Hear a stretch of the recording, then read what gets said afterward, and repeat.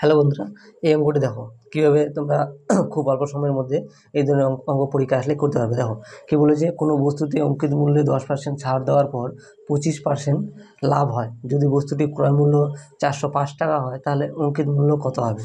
না দেখো, কোনো বস্তুতে অঙ্কিত মূল্যের উপর 10% ছাড় দেওয়ার পর 25% লাভ হয়। 25% লাভ মানে 125।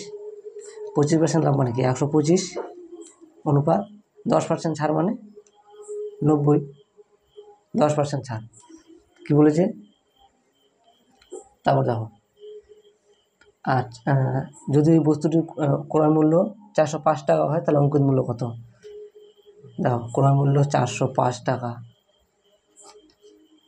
অঙ্কিত মূল্য বার করতে বলছে।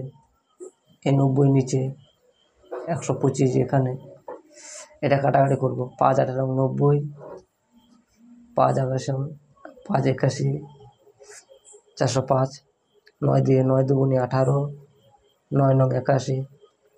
তাহলে কী হলো? দেখো, 9 গুণ 125 নিচে কত? 2।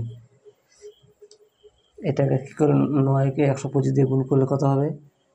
1125 নিচে 2।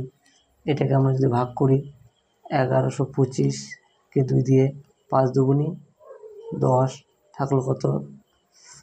6 দুগুণি 12, 5 2 দুগুণি 4, থাকলো 1, পয়েন্ট দিয়ে এখানে পয়েন্ট দিয়ে 0, 5 দুগুণি 10।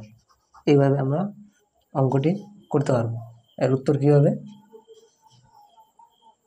দেখো, এর উত্তর কী হবে? উত্তর এই যে এটি হলো উত্তর।